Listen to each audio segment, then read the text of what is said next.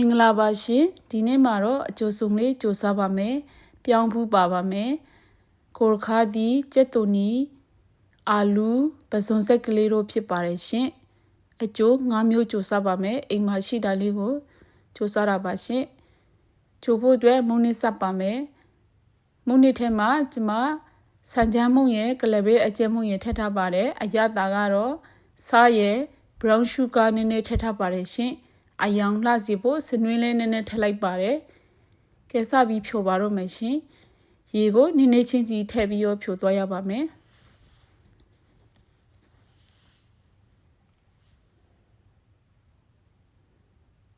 ကဲဒီလိုလေးကြက်မီတန်းလာရင်ရပါပြီရှင်အပြည့်မကြီးလေးဖြိုရပါမယ်ကဲအစင်တက်ပြပြီဆိုရင်တော့စကြိုဖို့ CO တေးပါလိုက်မယ်ရှင်စီပူလာရင်တော့အရင်ဆုံးပစုံဆက်ကလေးတစ်ချက်ကြိုလိုက်ပါမယ်ရှင်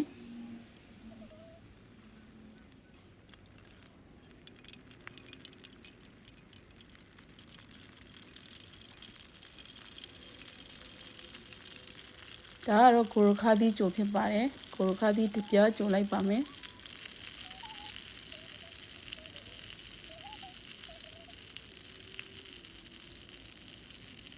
အရန်ကိုလွေကူရိုးချင်းပါတယ်နော်နောက်ထပ်ကိုရခါသီးတစ်ချက်ထပ်ကြိုပါမယ်ရှင်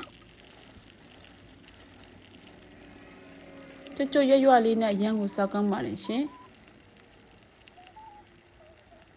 အိမ်မှာကြိုးစားတာဖြစ်လို့စီတက်တက်လေးလဲစားရတယ်လို့ဝအောင်လဲစားရပါတယ်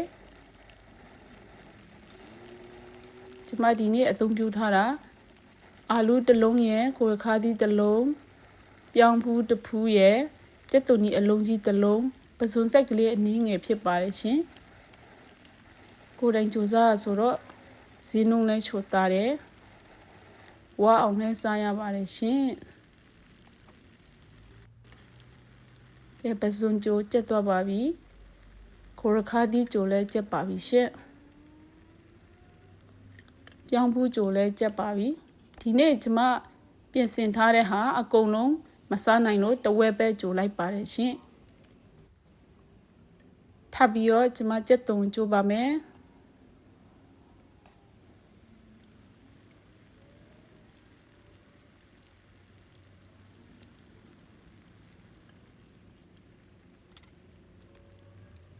ဒါကတော့အလူကြိုဖြစ်ပါတယ်ရှင်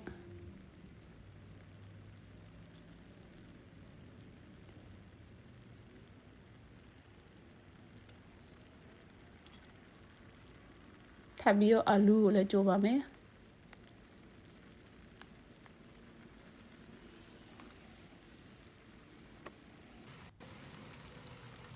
ကျက်သွန်ကြိုလည်းကျက်တော့ပါပြီ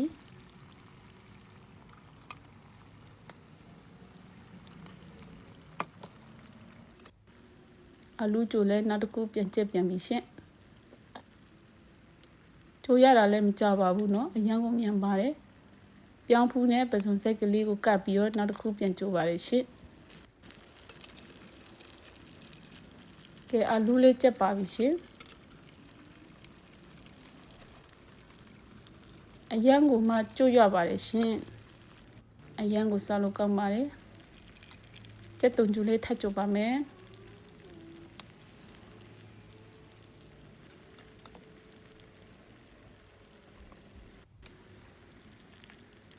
အလူကြိုလည်းပြန်ကျက်ပြန်ပြီကဲအရန်ကိုမှမြန်တယ်နော်ကြိုရတာအရန်လွယ်ကူတယ်စားလို့လည်းအရန်ကောင်းတယ်ကုန်ကြစရိတ်လည်းတက်တာပြီးတော့မိသားစုလိုက်ဝအောင်စားလို့ရပါတယ်ရှင်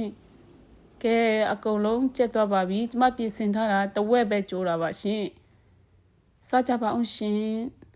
အရန်ကိုမှကြွကြွပြီးစားလို့ကောင်းတယ်ကျမကတော့အချင်းကြီးမလုပ်ပဲဆုပ်နဲ့ပဲစားလိုက်ပါတယ်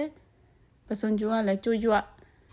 ကျက်သွန်ကြိုးကလည်းကြွကြွအိုးအရန်ကောင်းပါလေရှင်ကျမစားလိုက်ပါအောင်မယ်ရှင်အားလုံးကျေးဇူးတင်ပါတယ်နော်အရန်ကိုကောင်းပါ